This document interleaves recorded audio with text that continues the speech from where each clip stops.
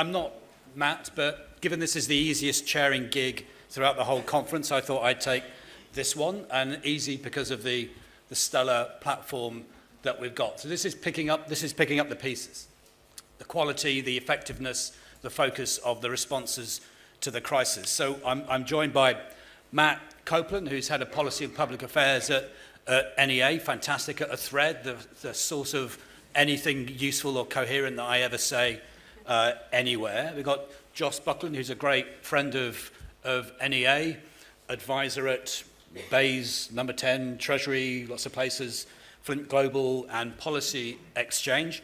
Cominetti, a senior senior economist at the Resolution Foundation. I think we've all been hugely appreciative of the scale and the thoroughness of the work that Resolution Foundation has put into the cost of living crisis.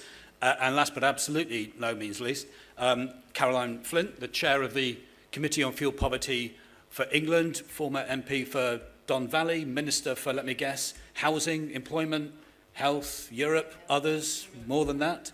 So it's a phenomenal panel, as I said, the easiest gig of any chair. And we're going to kick off with Matt, who's going to take us through the highlights and the findings of our fuel poverty monitor. Hi everyone, and morning. Great to be in front of real people for the first time in a long time. I'm going to talk about the findings from our fuel poverty monitor today, and that's our annual investigative report. You've all got an exec summary on your seat. Hopefully you haven't thrown it away already. And this year it considers some of the causes of the energy crisis and how the energy crisis is impacting on fuel poor households. We also recommend ways in which government and different actors can act to help fuel poor households through the crisis and future crises.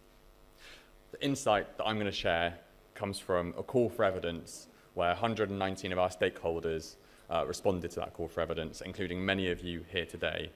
We also polled the public to understand how people were actually reacting to the crisis, how they were changing their behaviours in the face of very high energy prices. We interviewed expert stakeholders to get their views, but most importantly, we had in-depth interviews to understand the living experience of fuel poverty through this crisis. What I want to do today is start by telling you one of the stories from the monitor. I'm going to tell you Lily's story, which is in the executive summary, but I think it very powerfully explains the points. Lily lives with her husband Mal. They're both in their 60s and live in a small town in Wales. They both suffer from multiple forms of ill health and say that their needs are a lot greater when it comes to energy, as Lily described it to us. She has several health conditions that make her vulnerable to the cold. Mal has been diagnosed with kidney cancer and received immunotherapy treatment. Left no prospect of returning to work, they receive contributory employment support allowance, personal independence payments, and carers allowance. Soaring fuel prices have made it impossible for Lily and Mal to heat, power, and light their home to the standard they need to stay healthy. On the contrary, the energy crisis is leading to an even higher risk of their health deteriorating. They're cutting back on heat and power wherever they can, which is placing their health at risk and making their lives close to unbearable. Mal needs heat due to his recovery from immunotherapy and gets cold easily. Distressingly, Lily relies on an artificial pancreas system because her blood sugar levels are so difficult to control. While her system consists of a pump and sensor that do not require electricity to use, she needs light to work the system safely. In her own words, "I couldn't give up light, I'd have an accident, and I need to use my insulin pen safely." In other words, Lily has to make the impossible choice between turning on the light and skipping her insulin. Discussing her diabetes, she describes her last line of defense against a cardiovascular illness as a jumper and a duvet. She lives in the hope that as long as you dress up warmly, you won't have a heart attack or a stroke. She recognizes that the government support that has been provided in 2022, including the energy price guarantee, has been a huge help. She said that if prices hadn't been frozen, I wouldn't have hands or feet this winter. But due to her and Mal's medical requirements, she needs to spend a lot more than the average household to keep them warm and healthy in the winter months. The £150 disability cost of living payment and the £400 energy bill support scheme have not been enough. Lily is clear about what she needs: further financial support. More generally, she said that thousands more will be in the same position as her in the winter of 22-23. Medically dependent on heat and power and unable to afford to use as much as they need. Concluding the conversation we had with her, she summarised that everyone who is sick, disabled or vulnerable needs more financial support if they aren't to see their health deteriorate this winter. She's not wrong. Unfortunately, that was not an isolated case. In our polling, which was nationally representative, 13% of respondents said that they had reduced the use of medical equipment as a response to soaring energy prices. That's what we're dealing with at the moment. All of the insight that we got from our stakeholders and from our clients and from everyone else we spoke to pointed towards 6 key conclusions. Number 1, households living on the lowest incomes in the least efficient homes are being the hardest hit in the energy crisis, often having to pay thousands of pounds more than a typical bill payer just to keep their homes at a reasonable temperature. This is often lost at a time when we talk about the price cap and energy price guarantee in terms of typical bills. We have prices capped at £2,500 for the typical household at the moment. It's much, much more than that for those in the least efficient homes. Secondly, households falling into multiple intersecting categories of vulnerability are being disproportionately impacted by the crisis. And in particular, those households on a low income and with a health condition or a disability are at most risk of the impacts, the worst impacts of living in a cold home, and have not been provided with adequate support. Third, and unsurprisingly, households using prepay meters have faced the biggest challenges in accessing support and are at acute risk of self-disconnection. Millions across the country will accrue debt and ration their energy because they can't afford to pay for it this winter. But those with prepay meters do not have that choice. If they cannot afford to top up, they lose access to energy completely. And they also have much more trouble accessing the support that the government has made available. Much less likely that a prepay customer has been able to access the energy bill support scheme, for example. Fourth, organisations across the sector have stepped up to support households through the crisis, but there's an unprecedented capacity challenge to deal with the volume and complexity of cases. There are some complete heroes in this room and beyond that I hope we're going to honour tomorrow. And despite those heroic efforts, there is that unprecedented challenge. But we do find that other agencies that do touch the lives of fuel-poor households can do more to ease those challenges. Fifth, the scale of the current national support is unprecedented, but it's not enough, and we require deeper, more targeted support. The direct UK government support for households has topped tens of billions, but whilst vital, the resources have been either universal and relatively shallow, or targeted and deep, but missing out millions who need it. Income support has been vital as well, but that's spread over lots of different essentials and doesn't necessarily lead to the warmth that we're trying to achieve with many of these schemes. And despite the promise of milder weather coming from April, actually government support is largely dipping away. So we may actually see higher prices in April and the difficulties that will be seen from that. Sixth, and I think this is really important, recognition has grown that we must accelerate a fair and affordable transition to net zero in order to help with this crisis, but also to abate future crises. It's quite clear that we can't insulate homes quick enough to end this crisis just by doing this, but every home counts, and also it helps us mitigate against those future crises that unfortunately do seem inevitable. From those conclusions, we make recommendations across 5 themes.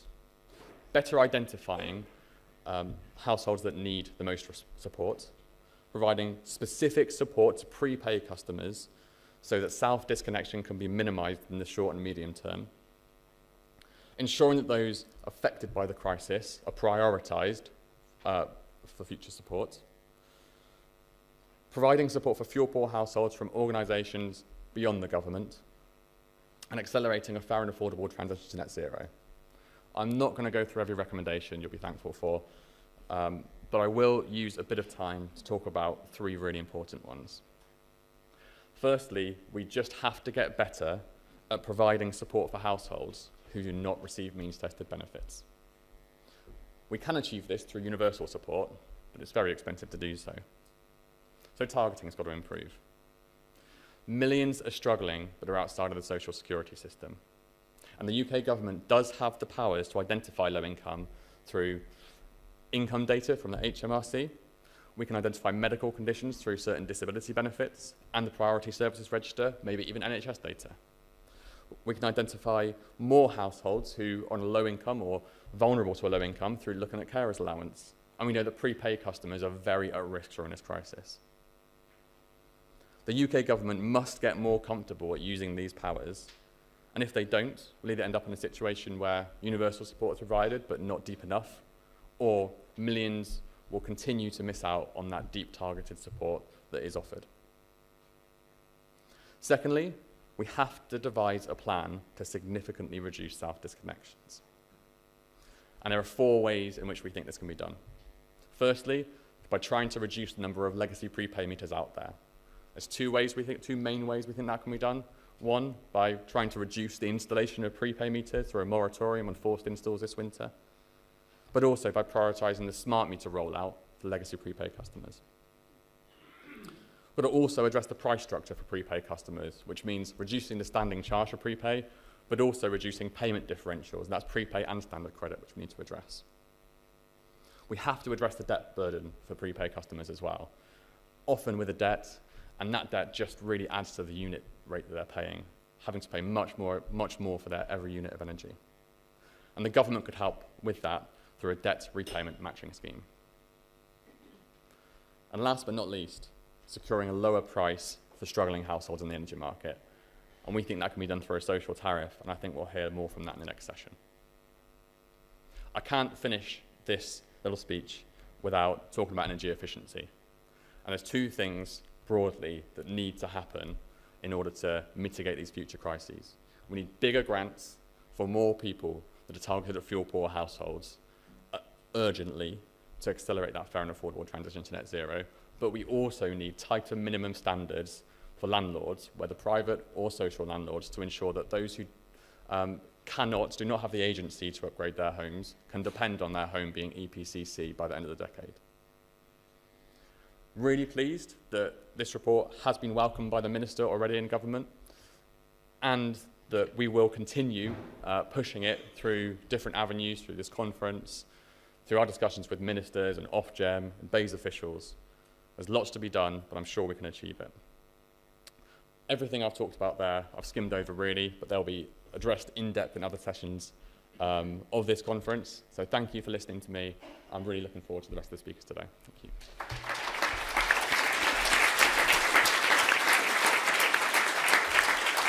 Thanks, Matt. So a reminder, there's not just this one, but on the website there's previous monitors as well that tackle a whole range of issues. So thanks very much for that. Josh, next to you, not only your breadth of experience within government gives you an insight not only on what they've done and why they've done it, but maybe what they may do next come April time. Of course. Thanks, Adam. And just to clarify, Adam's been far too kind. I also left government in 2019, so anything that has happened during the current energy crisis is not my fault, not Carolyn's fault. So it's others, and maybe there's some BEIS people in the room, so blame them. And just to say, I did work in government for quite some time on energy and climate issues, and I've seen firsthand the really valuable work that the NEA do, as well as other charities in this room, directly shaping government policy and thinking in this space. So this is obviously a really important conference, but actually what happens outside of this conference and the engagement that you have with policymakers is absolutely critical. So applaud everyone in this room for that. I broadly wanted to cover three quick things. Firstly, a little bit of a view on the macro response that's happened over the course of the last 18 months, a little bit on kind of where the challenges are moving forward, and then just some brief ideas picking up actually on some of the things Matt said around what should happen next. But I know there's obviously another session to cover that in more detail later. On the first of those, kind of where we've got to, obviously everyone's well aware that we've had, 12 governments in the last 12 months. It's a pretty manic and crazy time. That said, there's actually been quite a lot of consistency across the macro response to the energy crisis when we look at affordability and bills through that period. Clearly, obviously, the response has got more significant over time, but actually the broad response has been similar. And I think for me, that's been characterized by a phrase that I kind of think sums it up relatively well, which is expediency opposed to excellence. And I'll come to kind of why that is in a second. But that's also not meant to necessarily be a criticism, and I think there's some justifiable reasons for the choices government has made through that period. I don't think anyone in this room and elsewhere can say that we foreshadowed what has happened over the course of the last 18 months. No one foresaw necessarily a war in Europe. No one necessarily saw a pandemic coming down the line, and the implications that's obviously had for the energy market. Actually, at least in my time in government, especially in Bays, the core policy assumption was actually we'd be experiencing low gas prices for longer than we would otherwise thought. And the big challenge was how we would apply that to a world where we still need to make rapid progress towards the net zero target. And obviously the recent crisis has thrown that completely on its head. And actually, if you look at what that meant, a period, an energy system built around low gas prices, it created a system where no one necessarily thought about how we deal with an exogenous price shock, a really existential price shock, which would impact not just those on the lowest incomes, but also the majority of consumers. And whilst obviously a lot of concern was given over security constraints, and there obviously were support in place for vulnerable customers, there was never real thought given to how a fundamental system shock would be dealt with. And what that meant in very simple ways is we did not have the policy and regulatory mechanisms to deal with it. We did have price mechanisms in place, the default price cap, which we can all take a view on, and maybe it's something I have a slight role in, so I'll take some guilt on that. But clearly, obviously, those mechanisms were not designed to deal with a really significant price shock. They were designed to deal with different problems, overcharging in the retail market in that example. And the key impact that had is that the macro response over the last 18 months, we didn't have the right mechanism in place to respond with agility, with specificity, and critically, we did not have the right mechanisms in place to ensure that the overall support that government can offer through the tax system and the benefit system was able to respond in the pace that was required.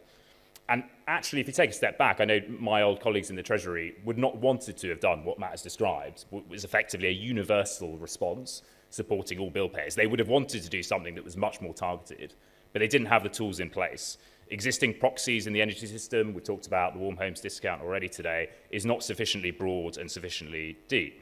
In addition, there wasn't sufficient time to create those sorts of systems in the data collection and the issues that are required to ensure they were mobilized and ready. And critically, we didn't have a systematic way for identifying fuel poverty in a way which actually ensures that those who get the support most need it. And that meant that obviously government did go down the big bang approach. Yes, of course, it offered some support in addition to that, but I think Matt made the point earlier that actually that support necessarily missed out on millions of people who were already struggling. So I think as we take a step back, you can see why government took the decisions it made, given the need for urgency, given the need for expediency. And obviously there were political benefits to that, and I'm sure a lot of us in this room would have wished they'd taken a slightly different and more thoughtful approach, but taking a step back, you can see why they took the decisions they did at the time. But if that sounds a bit like a kind of protectionist kind of support of the current government, I think that's probably where my sympathy for Liz Truss and her kind of Bury Mound defence kind of ends in reality. If you look at where we are now, we've got the ability to look forward through the current crisis and think about how we move beyond expediency and aim for something that is a little bit more excellent when we look at the policy response. Time should no longer be the constraint. As I think obviously Matt explained in the fuel poverty monitor, we are going to see energy prices higher for a longer period of time. We're going to see probably 4 more million people this year fall into fuel poverty, and energy prices, even if they feel like they're coming down at a macro level, are going to stay very high for a very long period of time, potentially 3 times the average price for the next 3 years. So government now needs to really think about what is a more longer term and strategic and thoughtful response, which doesn't just deal with the immediate crisis. And clearly the current response, a universal approach to bailing out bills, is no longer credible. I think there's 2 core reasons for that. Firstly, it's not affordable. If we are going to have a long-term issue around high energy prices, we can't expect the Treasury and all taxpayers to effectively subsidise bills on a permanent basis. And critically, fuel poverty is not a static issue. Prices are high now, they're going to stay high, but equally the fuel poverty issues that all of you are dealing with in the room with clients and others is clearly going to get more pronounced over the course of the next couple of years, even if prices at a macro level start to come down. So we need to think about how we move to a world where support is no longer universal, it is targeted, but critically, and as I think the monitor identifies, that targeting is more effective. It's obviously not straightforward, and we've talked about some of the reasons for that already. There's a huge amount of uncertainty about what happens with future energy bills. Targeting obviously does remain challenging for reasons that I'm sure many of you know. And obviously we're facing, and I'm sure a colleague at the Resolution Foundation will come on to this, energy is not the only pressure when we think about the cost of living. And critically, something that we don't necessarily talk about as much as we did say ahead of COP26, there is also a priority to try and get back to a focus on the net zero agenda, which obviously remains one of our longer term pressing priorities. So I think what I see the kind of this conference and obviously the work that all of you are doing feeding into is a really thoughtful and really important moment for long-term affordability of the energy sector. Now's the right time to be thinking about that challenge, moving away from a expedience-driven short-term response to a long-term structured response. And the three areas I would just pull out that really matter for me, and actually, not meaning to steal what Matt said, but they're very similar, just to leave in people's minds and obviously very keen to take questions. Firstly, identification.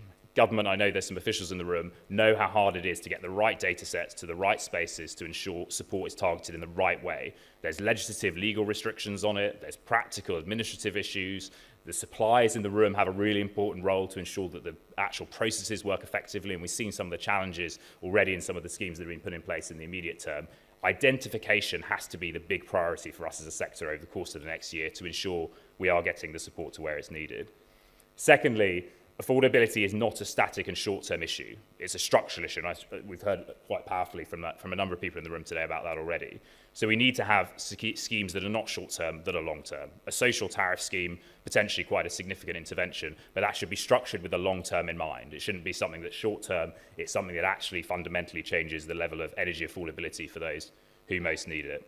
And then finally, I think we do have the opportunity now to look at demand. We've always focused on energy supply. The millions of meetings I've had with energy ministers over the years, they very rarely ask you about energy efficiency. They always ask you about nuclear power stations. You can debate what's more important. In reality, the key thing we now have to look at is a structured approach to helping people across the income spectrum reduce their energy demand. There is real activism in government now. Regulations have a lever, taxation is a lever, and potentially, obviously, further direct support. But now's the right moment to be thinking in a more structured and holistic way, how we can create an offer that appeals to all people, and critically, those lower down the income scale who have the potential to get the most significant benefit for a more structured approach to energy efficiency investment moving forward. I think that's all I'll say, and very keen to hear from the rest of the panel as well.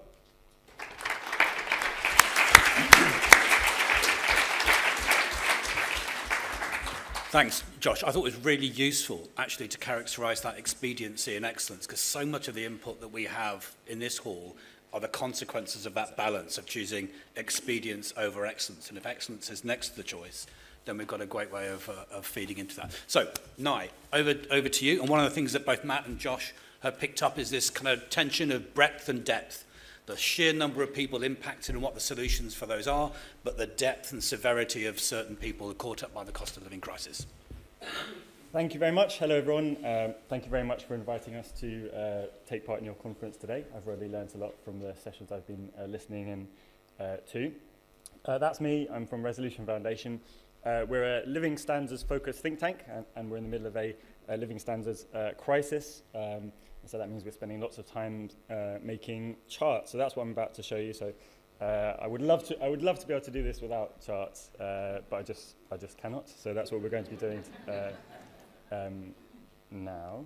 Let me start pressing. Should I be pointing this in a particular place? Pressing it harder, maybe? With more. Oh, there we go. Here you go. So these are the points I wanted to make today. So. First of all, we're only part-way through this crisis, and actually this year is going to be worse than next year. Sorry, that is depressing, but true. Secondly, on the inequality of the crisis, it's greater impact on some groups compared to others. Thirdly, the potential enduring effects that this crisis might have. And then finally, a nod to a report that my colleague did recently on Leaky Wars, which is a bit of a departure from those other points, but if I have time, I'll just show up one chart there. I also wanted to say I'm acutely aware that I'm speaking to a room full of proper energy experts, and I'm not a proper energy expert. So, forgive me if anything that I show you here is either obvious or I hope not wrong, but potentially obvious. Do let me know if that's the case. And I also have some, to sort of break up the charts, some somewhat silly images to represent these different sections. So these are half-time oranges, obviously. So the point for the first few charts is to look at overall incomes and really to say that we are only part way through what is obviously a very serious crisis.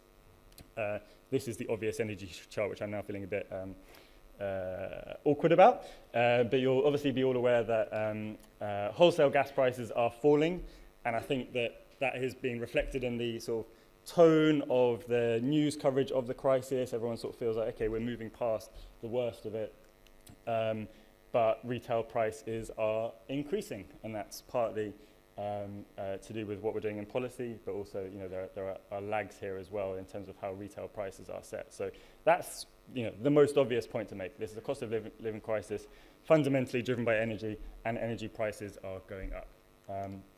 But there are other things happening this year as well, which make it a more challenging year than it was last year. So first of all, wider inflation may be starting. We may have reached the peak rate of inflation, but the level of prices is still high and still rising fast.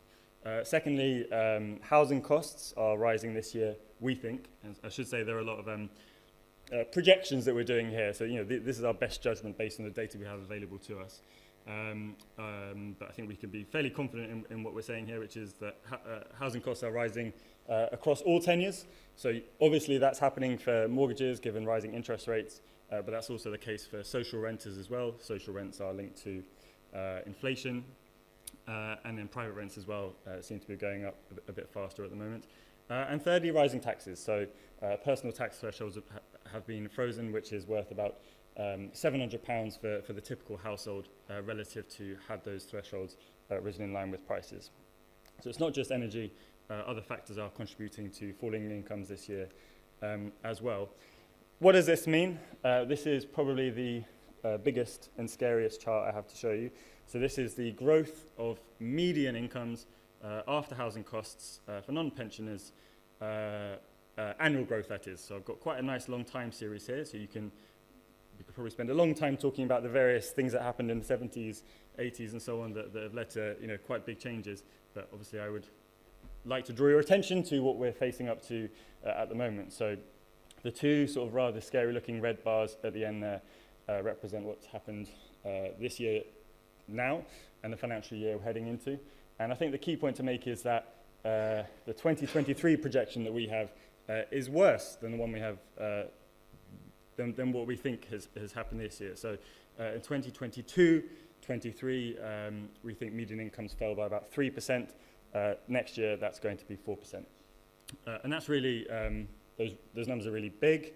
But also, I think the impact of a 2-year fall is more, these things compound. If households are drawing down their savings, to deal with the crisis in year one, that's obviously going to make it harder for them to deal with the crisis in the next year. So that's the overall sort of average picture, which I think is sort of gloomy enough. Big ship, small ship, unequal. But now I was going to talk a little bit more about what's happening across the income distribution. So I have a similar chart, but I'll show you income growth for poorer and richer households. So it takes a bit of digesting this one, so I will be leaving it up for a few moments. But what we're doing here is the same measure that we had on the previous chart, so growth in incomes after housing costs. But I'm showing you what it looks like at the bottom of the income distribution compared to the top of the income distribution. So poorer households are coloured in red, and the richest households are in blue. And you can see that tells quite an interesting story about what has happened in the last couple of years. So 2020-21, even though that was a coronavirus crisis year, because benefits rose by £20 a week, was actually a positive year in at least one narrow sense for incomes at the bottom of the distribution.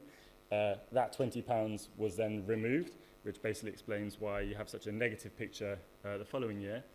But you'll probably be more interested in what's happening this year and next year. And interestingly, and basically as a result of the design of the energy support schemes, incomes are falling further at the top of the distribution than at the bottom. That doesn't mean, immediate caveat, that doesn't mean those households are going to have a worse experience than households at the bottom. Obviously, if you're already a poor household, then a 2% plus hit, is going to be more serious than if you're better off. But I do think it's quite interesting to show that the rich households doing well. That's because their capital gains, we think, are going to go up with rising interest rates. The extra point to make here, though, is that assumes equal inflation across the distribution, and we know that's not the case. So we can adjust this modelling a bit to account for the fact that lower income households, because they spend more money on fuel and on food, actually they're going to be doing worse than this sort of average picture, which is what we would usually show. But at the moment, it really is important to take account of those inflation differences. And if you do that, I think the picture looks more like this, which is a fairly equal hit across the distribution. So I think it's less positive. So I think this is the sort of the best picture to have in your head in terms of how this crisis is playing out across the distribution this year and next year. Okay, thanks for bearing with me on what is a fairly complex chart. Okay, so what does that mean? So to focus a bit more on those households where the impacts are greatest, this chart is from a survey that we ran ourselves in November, and we did this to help us write a document called a Living Standards Outlook, which we published last week, which goes into a lot of detail on how the cost of living crisis is affecting households up and down the country. It's 90 pages long, so if you prefer your charts in greater length and at greater depth, please do feel free to go and have a look at that, but I'm going to pick out a couple of the charts from that. So this was quite a large survey we did, actually. It was 10,000 respondents, so we're sort of fairly confident in the findings that came from it. And so first of all, this chart is saying that actually all households, even better off households, are saying that they are trying to cut back at least a little bit. But it's the poorest households who are saying we're trying to cut back a lot. So all households across the country are feeling some kind of effect, but it's the poorer households who are saying, actually, no, it's affecting us the most.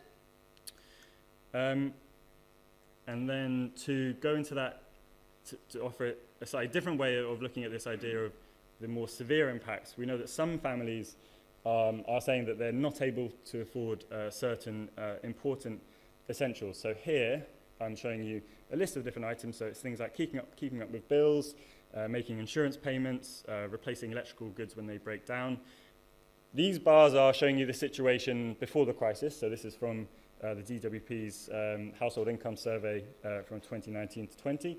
And you can maybe guess from the fact that my x-axis is stretching out beyond these bars that if I show you the current picture, it's quite a lot worse. And this is all households. This isn't the lowest income households. This is all households. So you can see that there are really quite serious deterioration in this measure of, I think this is a measure of material deprivation ultimately. And obviously, speaking to an energy room, it's that can't afford to switch on the heating when needed, which is the most scary, that bar down at the bottom there. Quarter of households saying that is a problem that they face. Secondly, and again, unfortunately, depressingly, we know that some families are going hungry and are having to make these really difficult choices between energy and food. Again, same trick I used last slide. This is the situation before the crisis in 2019-20, and these are a set of measures of food insecurity. Different types, so, and this is people saying, in the last 30 days, I was hungry, but I didn't eat. I ate less than I should have. I cut the size of my meals or skip meals, and so on. And again, the situation there is much, much worse now, or in November, than it was pre-crisis. So, these are, I think, really striking and, gloomy findings from our survey here. Okay, I think the really important point to make, though, and it has already been made a bit, is that we weren't able in our targeting of energy support to properly account for the fact that households have varying energy needs. So we gave flat payments to all households and benefits, but obviously within the group of households and benefits, you'll have some people in small houses, some people in big houses, and small and big families. And so that means that it's the large families and those with lots of children who have really faced quite a serious impact in this crisis. So again, one last time with small bars, big bars, forgive me for repeating this trick, but here it's the proportion of families in moderate food insecurity, and that measure is ticking yes to 2 or more of the questions I showed you on the last chart, so those things like skipping meals or not eating enough. So again, this was the situation pre-crisis, and this is the situation in November, the latest data that we have. And so you can see that it's really those families with lots of children that are faring worst on this measure of food insecurity. And sorry, I did want to make the point over on the right-hand side that is a result of, I think, at least policy choices. So we have the old or long-standing, since 2017 anyway, choice to limit benefit payments to 2 children, but then more recently it's how we've targeted cost of living payments, which, as we've already discussed, doesn't account for different energy needs. Okay, a lasting impact. This is a crater on the moon. I'm not suggesting that the impacts of this crisis will last quite as long as this one, but I do think it's important to note that it's not just what's happening now, but it's what will be happening to these families going forward as well that matters. And so the only point I wanted to make here is that some families are coping by building up debts.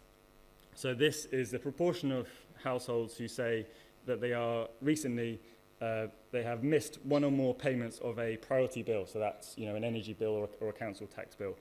And you can see that it's obviously unequally skewed. So the poorest households, close to 1 in 4, are saying that they're behind 1 or more bills, and 1 in 10 are behind 2 or more bills.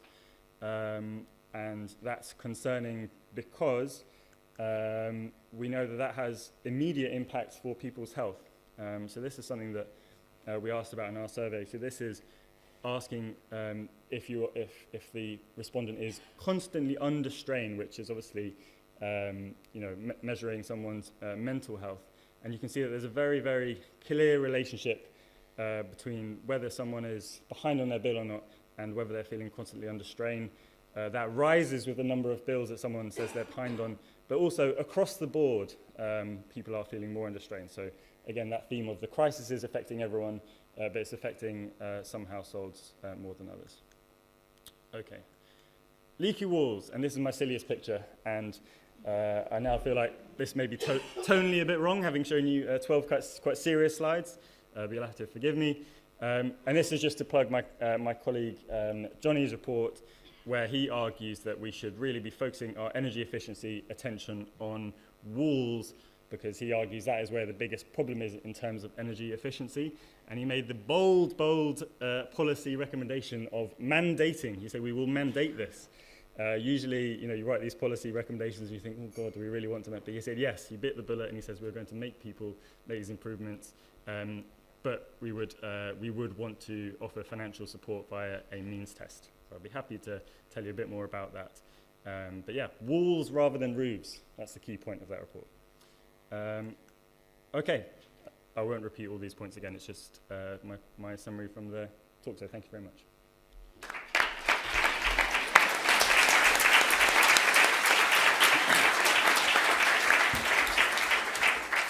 Thanks, Naya. I don't think you need to be a data obsessive or a graph fetishist to find that quite chilling. So that's really, thank you very much for that. So as I said, last but not least, Caroline, something on the committee's perspective and how that might impact on the government's fuel poverty targets would be great. And in the meantime, folks, think about your questions and think about how to get them short.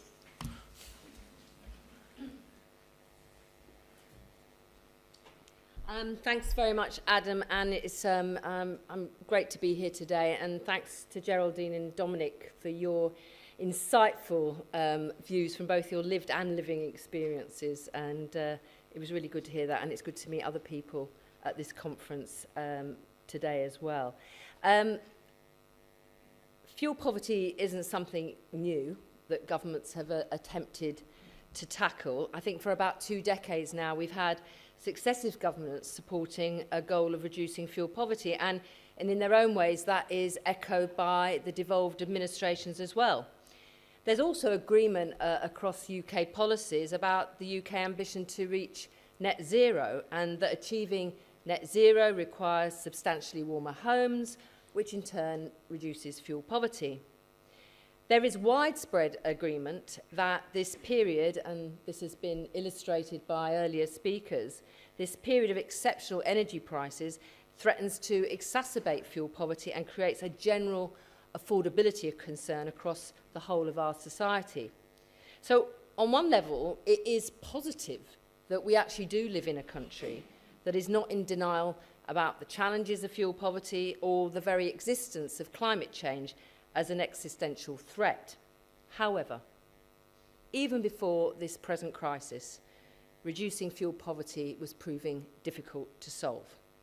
And this present crisis, as we've heard already today, has exposed the vulnerability of many at the margins who have been missing out on payments, vouchers and other support, as well as the ever-present problem of living in those cold and energy inefficient homes.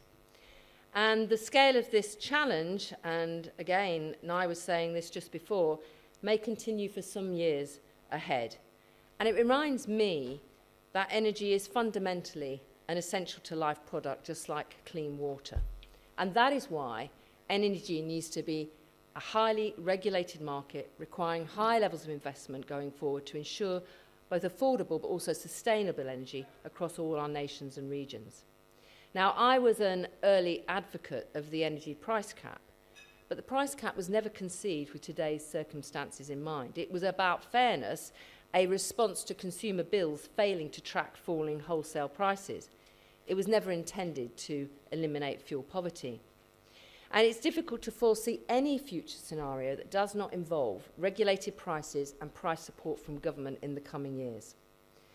The current price landscape is extraordinary, and the House of Commons Library produced a briefing that it noted that after 7 years of stable and falling prices, the increase in bills in the year up to October 2022 was the largest increase since 1970. That's a dramatic change.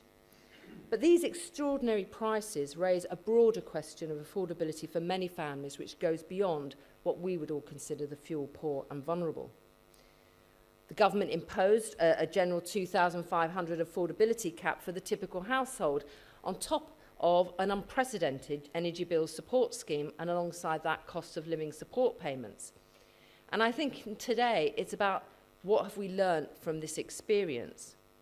We have seen that the government's energy price guarantee, although not targeted, and there's a debate about that, was a response, as we've also heard, to that wider impact of price increases, and was perhaps the quickest means to allay public fears about the rising price cap last year. But we've also learnt that such price support is not cheap, some £25 billion for the first 6 months. The crisis has exposed how vulnerable a lot of customers are, how marginal they are, how far from help. And we saw thousands in every local authority who did not respond to letters about the £150 council tax rebate. And we've seen around 1 in 3 of those receiving vouchers not redeeming them. The lesson here is that many people, many people, require personal support when changes are made. And the more automated we can make rebates and support payments, the better. But it's also about that local support, again, as we've heard today already, that makes a difference. Not everybody can be their best advocate. We have a duty to explain to people easy changes they can make to save energy without scaring people into turning off their energy altogether. And practical advice on small changes by some households could make some difference in terms of saving energy and saving on bills. But again, last year, we saw some reluctance. A reluctance by some in politics to be seen to nanny the public. And I have to say, changes at the top of government didn't allow a more expedited decision on that matter. But we have heard from the Minister this morning, who I know personally is very committed to energy efficiency in the goal to achieve that reduction, that end to fuel poverty. And they launched their It All Adds Up campaign just before Christmas. And I welcome that, as I know the NEA and others do. But actually, it's about a sustainable message going from government that can chime and have some synergy what all of you are doing in your local areas that also can make a difference. And that is, again, about looking to the long term. Now, the Committee on Fuel Poverty last year, early last year in fact, before the summer, and then we repeated it again, asked government to ensure that there was a 2022 winter plan across all departments that have an into this debate. And there are a number of them. Now, that didn't necessarily happen as quickly or as thorough as we'd hoped. So again, if there is a learning point from our experience of the last 12 months, is how can we make sure that we start that earlier and are clear about what that winter plan should be going into 23-24, and also actually even beyond that, because this crisis is not going away anytime soon. Another lesson has been that voluntary organisations have been working flat out, but even that is not enough. Debt advice, food banks, fuel voucher schemes, local assistance with emergency payments, there has been a lot happening.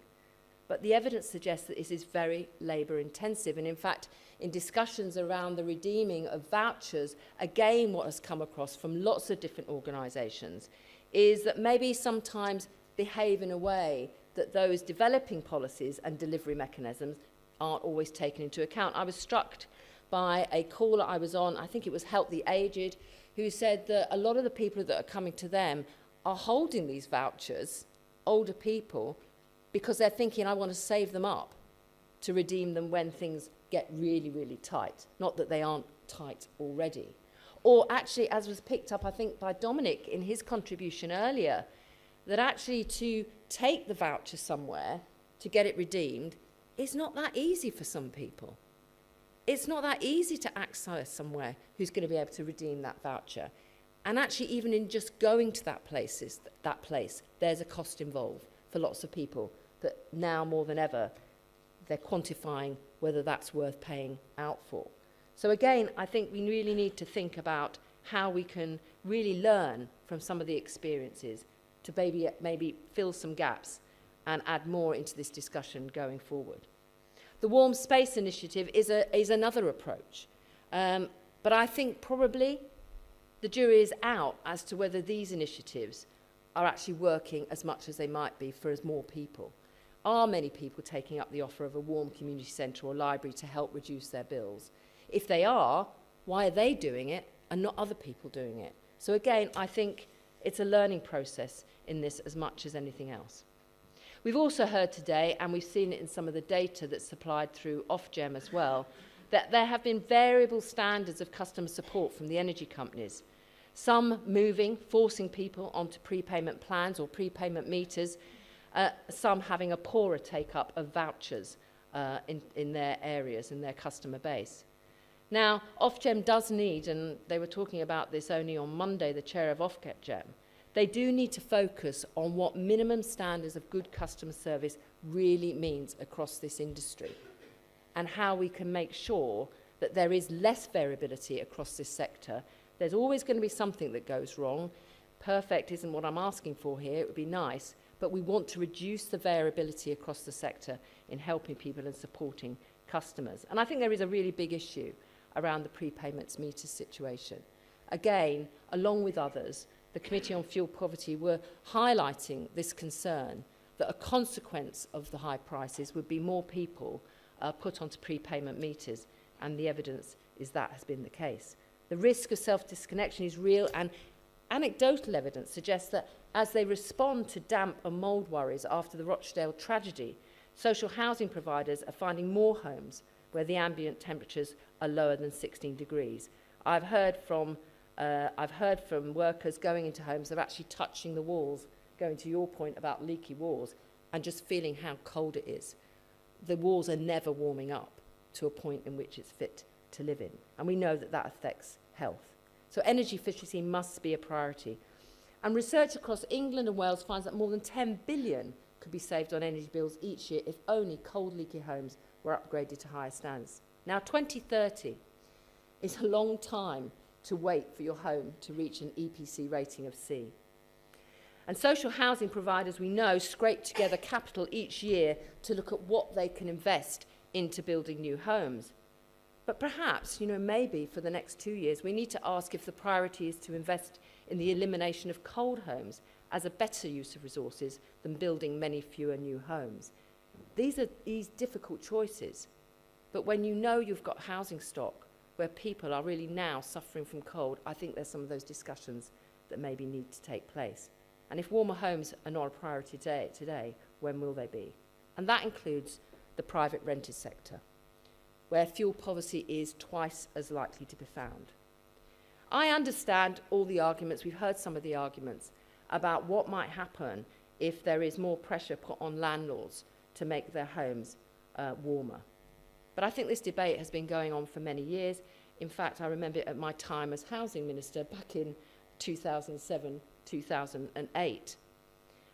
I don't believe we're going to go anywhere near fixing this crisis if we allow landlords, for different reasons, to drag their feet, waiting for government grants, maybe in some neighbourhoods, to upgrade properties or regenerate their neighbourhoods. And often it's in those low-value neighbourhoods, where I live in South Yorkshire, that for many years we've never seen the upgrades in that private sector estate that is really necessary. And I think government should use every lever to ensure that private landlords do invest and maybe help them to do that investment so that in a few years to rent out a cold home is unacceptable. Now, we've made a number of recommendations to government in the last year in line with 3 priorities. First, improving targeting. Targeting of effective payments to those in need, targeting of energy efficiency programmes to reduce fuel poverty, and accurate data to help meet the government's milestones. In terms of energy efficiency, we welcome the steady and sustained investments from the new Eco Plus scheme and the social housing decarbonisation scheme. But the evidence shows that targeting of fuel-poor households could be better. Only 1 in 3 households reached during the Eco4 programme in England were fuel-poor households. Indeed, we believe the proportion of the programme costs spent just finding the households to undertake that work is too high. Collaboration, data sharing and trusted intermediaries could make deployment of resources more efficient. Second, greater transparency on energy bill pricing and market regulation as the best guarantor of affordability for fuel-poor households and vulnerable customers. This period has created more discussion and scrutiny about payment methods, prepayment, vulnerable customers, and the best approach to supporting them. Let's make that count. It may be, too, that we do need to explore a different way of addressing that, and we are interested in discussing with others the use of social tariffs. Third, a fair transition to net zero must lift households out of fuel poverty. We believe that the mandate for this work must be embedded across health, housing, and local government. Maybe it's time to think about the bigger roles that regional mayors could play. They have a range of powers. Why not give them a mandate to tackle fuel poverty? The NHS meets people every day in need of help to stay warm. And I hope, on top of some of the really good work that's already happening across the NHS, the social prescribing pilots to tackle fuel poverty prove effective, and if so, delivered at scale. This past year has been incredibly hard for people, and the pressures continue. For us, I suppose, in this room and those concerned beyond, out of this period of adversity, what have we learnt, and how can we use that to improve not just for next winter, but for the long term? Working together, we have to ensure that every household lives in a warm home they can afford. Thank you.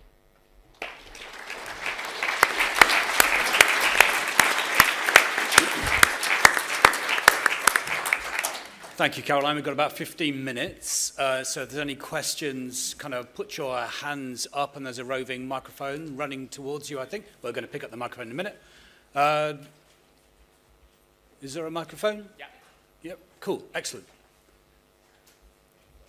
Yeah, woman with a hand up. I can't quite see because we're at the level and I've got a light in my eyes, so I'm guessing there's one there, and then the woman next to you. Hi, my name's Merca Morera and I work for Clarion Housing. I just wanted to pick up on the point that you were talking about data sharing, Caroline. I thought it was excellent. One of the things that we have as a social landlord that's a real challenge is the sheer scale of fuel poverty, and again, as Matt was talking about, how to target people that need it most. And one of the things that we would really welcome, I think, is increased data sharing. We've been working with the NEA on that. But one of the things I just wanted to share in terms of good practice is we're trying to think of innovative ways of targeting people that are struggling. And as a social landlord, one of the data sets that we do have are people that don't comply with their annual gas check. And we found that obviously, sadly, some of that is due to people being self-disconnected and not being able to afford to top up their meter. So we're trying to now pilot a scheme where we're actually funding those people so they're able to afford to top up their meter, but then providing longer term money advice, looking at the underlying issues. So we're just going to see how that works, that actually that might be one way as a landlord, that's data that we have under our control where we can help. But I think another thing I just wanted to point out, I mean, it's really, really shocking to hear the consequences of people on prepayment meters and self-disconnection. But again, one of the things we're also really concerned about is how do we monitor, you hear at the advice charities clearly about the impacts of homes that actually are that pay by direct debit that aren't heating their homes. Because we're starting to work with switchy data. And again, really concerned, you said, Caroline, about those homes that are have temperatures of less than sort of 16. So even when they're retrofitted, people still not turning on the heating. Thank you. Okay, can I just take the next, there's a woman at the end of that line as well. Thank you. Hello, Emma Simpson from Rural Action Derbyshire. Matt's first point about households on the lowest incomes in least efficient homes are the hardest hit. Well, there's an awful lot of rural poverty in Derbyshire, as I'm sure there is in lots of areas of the country. In rural areas, they generally have a higher cost of living, high cost of housing, old and poor energy efficient homes. Many of them are off the gas network, and also with the lowest wages quite often in rural areas. So people with prepayment meters generally have to travel further to top them up. But because it's a smaller proportion of the population, rural is marginalised in many areas. So it's really an appeal to everybody in the room to not forget about rural. There is deprivation, but it's hidden deprivation. And to keep rural people on your agendas. Thank you. Thank you. So maybe, Caroline, the first point, then Matt, if you can pick up the point on rural kind of housing. Yeah, just thank you. On targeting and data, I mean, this seems to be like the hardy perennial that just comes back year after year. And it's not just in terms of fuel poverty. I think there's a whole number of issues that we've already picked up in terms of affordability and need, that actually these data sets across government, whether they're in DWP or elsewhere, if we can get some of this as best we can, it will have a multiplier effect, I think, in terms of meeting the needs of lots of different households with lots of different needs who need extra help in one way as well. And I think, you know, there must be, brainier than me, people who can sit down and do the sort of logistics and think about this. Then the other side of it, so that's government getting data together. Then some of the issues is how do you match that data or share it with whether it's data that energy companies have or data that's held in our local communities. And where it's appropriate, and for that matter, I would say the NHS. I chair a mental health and community health trust in Humber and North Yorkshire. How do you get permissive action to enable sharing of that, which doesn't take away from anybody's individual rights of their data? I think we talk about all the. Maybe I'm being too. We talk about all the reasons why not. But actually, we also need to know the reasons why. And then instead of 100 reasons why it's impossible to do it, come up with where we can. And I find this as frustrating as lots of other people, that this lack of information sharing is getting in the way. But I think also It's the fluidity that you can use different data sets on the ground to solve a problem.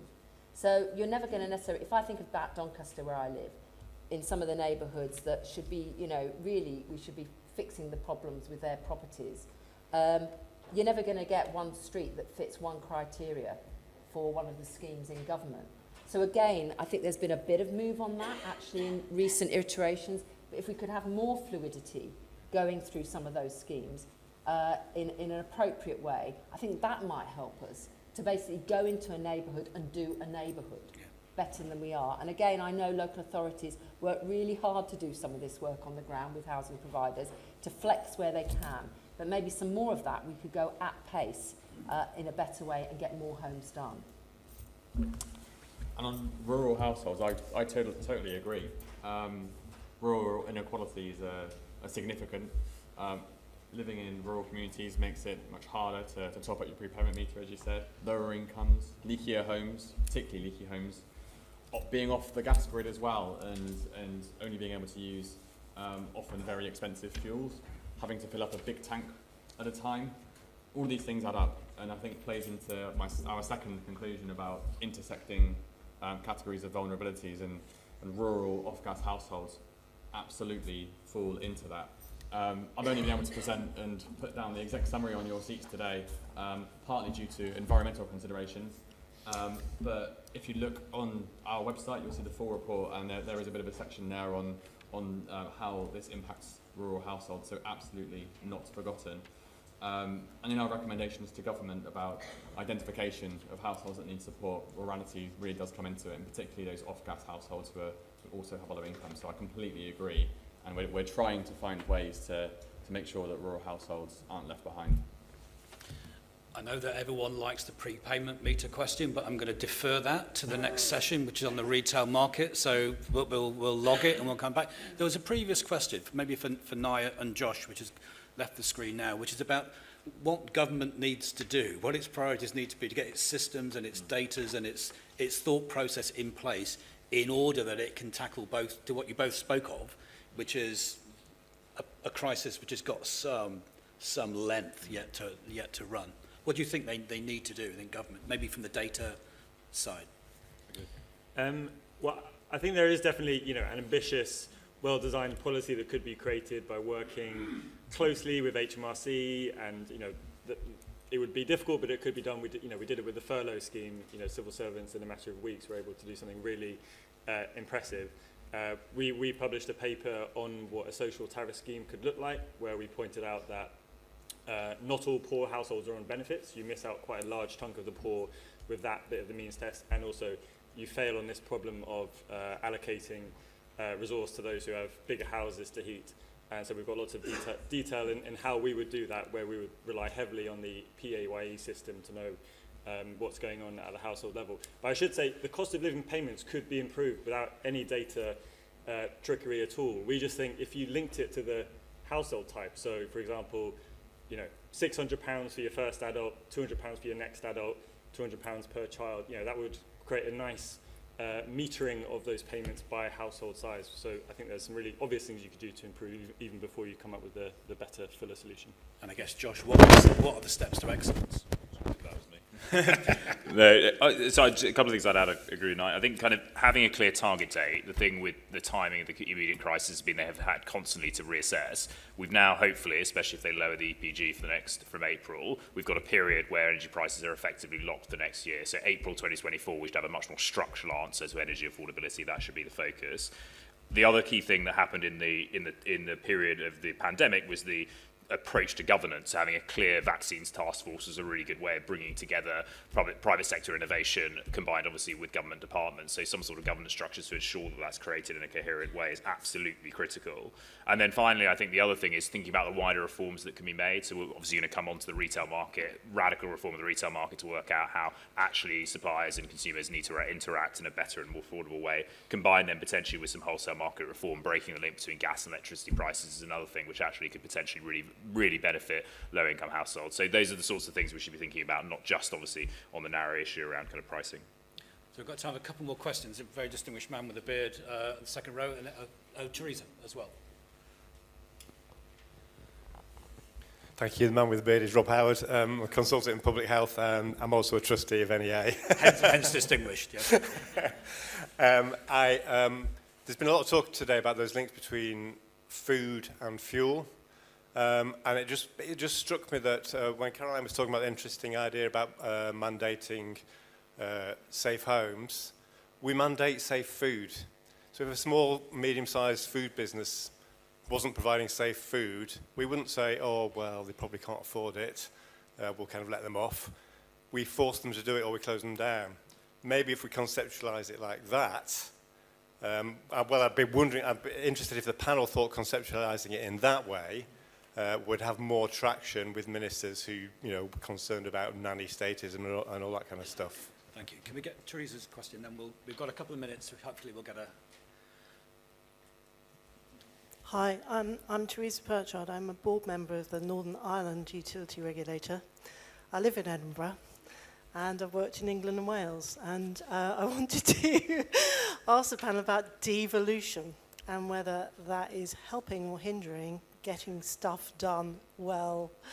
And your excellent NEA publication highlights the different targets and the complete impossibility of comparing and identifying what's working where and what's got the best. So I've got that question, but also if we are going to regulate prices and subsidise them enormously for the next couple of years following this, do you think the current structure of the retail market is the best design for delivering that help?